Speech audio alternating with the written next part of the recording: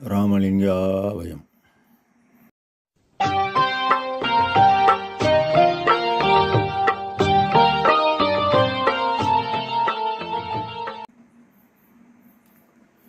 அருட்பெரும் ஜோதி அருட்பெரும் ஜோதி தனிப்பெரும் கருணை அருட்பெரும் ஜோதி எல்லா உயிர்களும் இன்புற்று வாழ்க, வள்ளல் மலரடி வாழ்க வாழ்க. திருச்சிற்றம்பலம். அருட்பெருஞ்சுதி ஆண்டவரின் பரிபூரண அருளை பெற்ற சிதம்பரம் ராமலிங்க சுவாமிகளின் திருவருளை மனமொழிமையால் போற்றி பணிகின்றேன் தயவுடன். நாம் செய்த செயலின் விளைவாக இன்ப துன்ப அனுபவங்கள் யாவும் வந்து கொண்டே உள்ளது.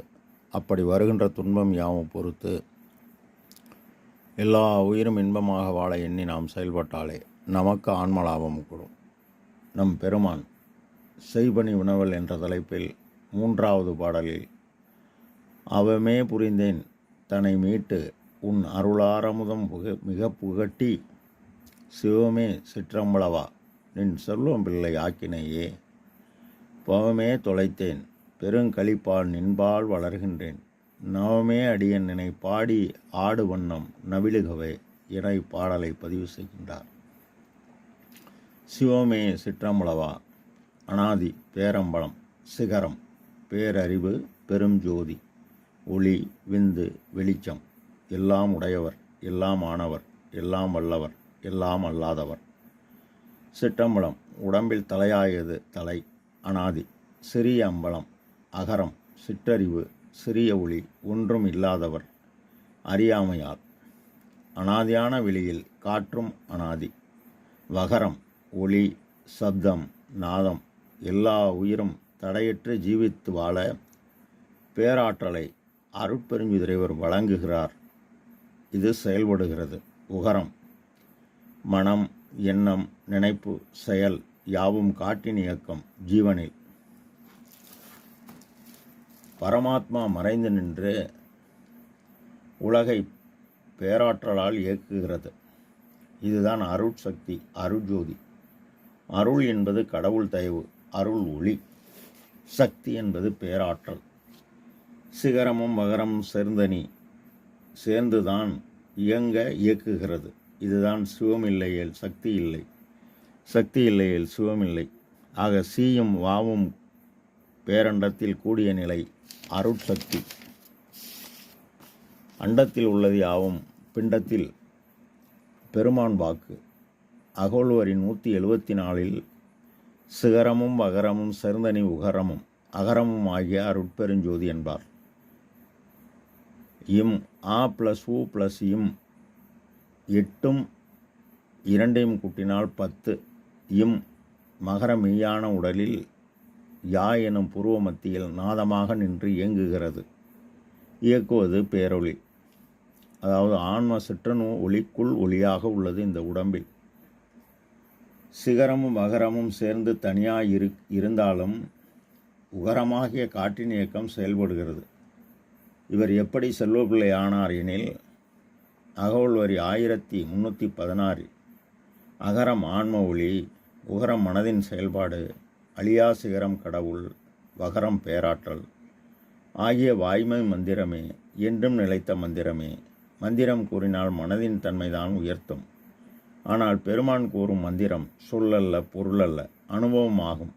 கடவுள் அனாதி, காற்றும் அனாதி, அருட்சக்தி அனாதி, ஆன்மா அனாதி, அறம் அனாதி. உலக உயிர்கள் யாவுக்கும் பசிப்பிணி பொது. பசிப்பிணி இறைவனால் வழங்கப்பட்ட உபகார கருவி. அறத்தை விரும்பாதவன் கடின சித்தனாகி இன்று கஷ்டப்படுகிறான். அவன் உள்ளும் இறைவன் உள்ளான் என்பதை நீ உணர்ந்து உயிர்கள் பற்றிய துன்பம் 7. முதல் துன்பம் பசி. உணவு இல்லாவிடில் பட்டினி சாவு, கொலை, தற்கொலை. உணவின்றி நடைபெறும் பெருமான் வாக்கு பசி நீக்கலும் கொலை நீக்கலும் பரோபகார செயல். அம்மா தாயே பசி உயிர் போகுது, 2 சோறு கூட தாயே என தன் மானம் மரியாதையெல்லாம் விட்டு அலறுகிறான். நீ உணவு கொடுக்க அவன் உண்டு. அம்மா தாயே கடவுள் போல் வந்து காப்பாற்றின மனதார வாழ்த்தி செல்கிறான். இங்கு நீ பசி நீக்கியது மனதின் செயல்பாடு. நீ கொடுத்ததால் இந்த மேலான புண்ணிய செயலால் உனக்கு ஆற்றல் கூடுகிறது. இது உனக்கு தெரியாது. ஆனால் நீ அறமிராது உழைத்து உன் கடமை நிறைவேற்றி மீதமுள்ள பொய்ப்பொருளை கார், பங்களா, தோட்டம், துறவு, நகை என எவ்வளவோ உன் பொருளை உரிமையாக்கி நான் தேடியது என்கின்றாய். சரி, நீ பெருபயணம் போகும்போது ஏதாவது எடுத்துச் செல்ல இயலுமா? முடியாது. பெருமான் இதனை உகுந்தருணம் உற்றவரும் பெற்றவரும் பிறரும் உடைமைகளும் உலகிகளும் உற்ற துணை அன்றே என்கின்றார். சரி, என்ன செய்வது?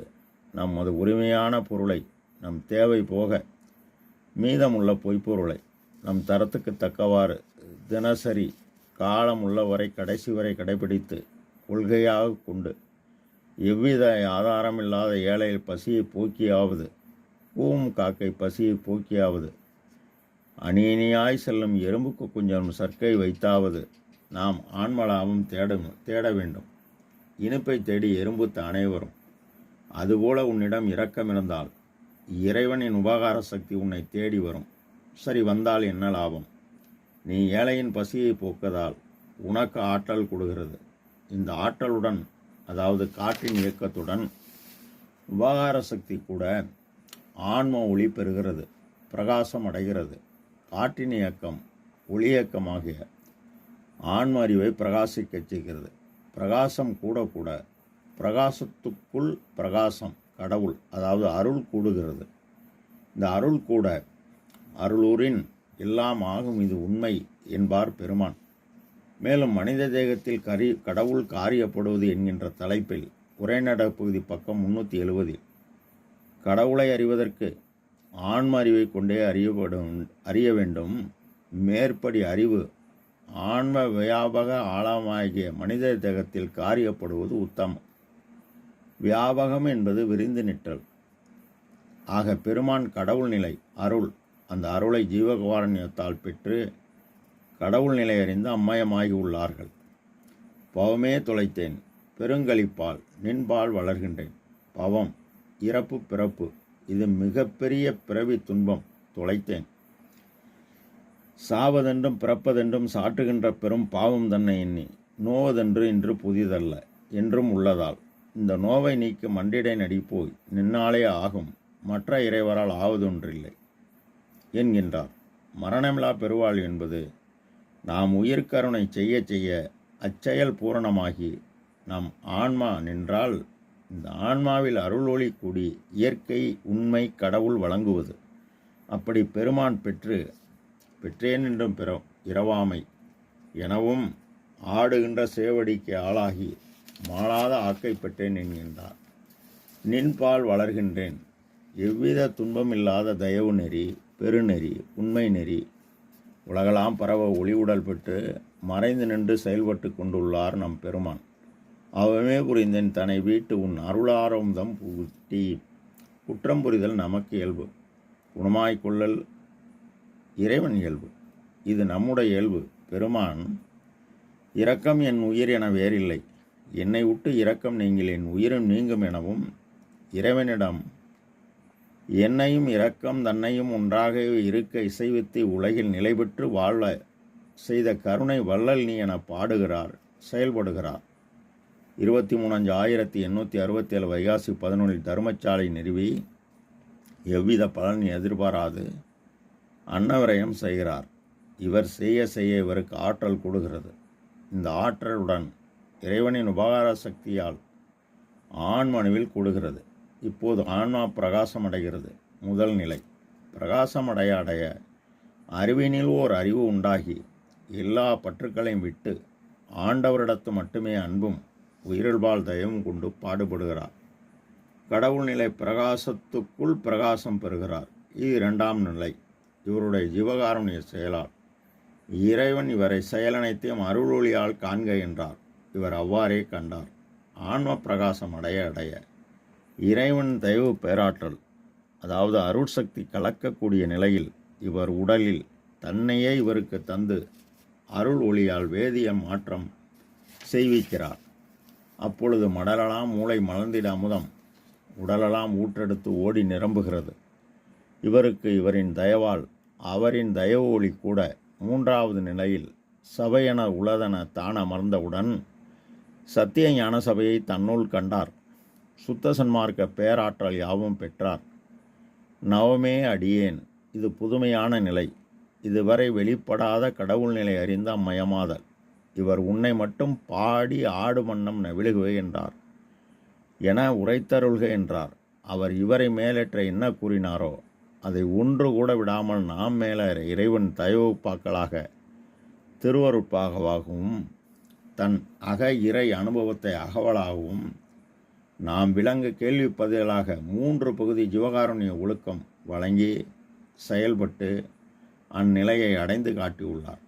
அவர் கூறியபடி யார் பாடுபடுகிறார்களோ அவர்கள் ஆன்ம விழிப்பு நிலை பெற்று மரணமில்லா பெருவாழ்வில் வாழ்வார்கள் என பெருமான் உறுதி செய்கிறார். உறுதி செய்ய அகவுள் வரி 868, 70, 72, 74 கூறுகிறார். மேலும் எழுவார் மேடை நின்று எம்பெருமான் எழுப்பி அருள்வார். இது சத்தியம். ராமலிங்காபயம். அருட்பெருஞ்சோதி அருட்பெருஞ்சோதி. தனிப்பெரும் கருணை அருட்பெரும் ஜோதி. திருச்சிற்றம்பலம்.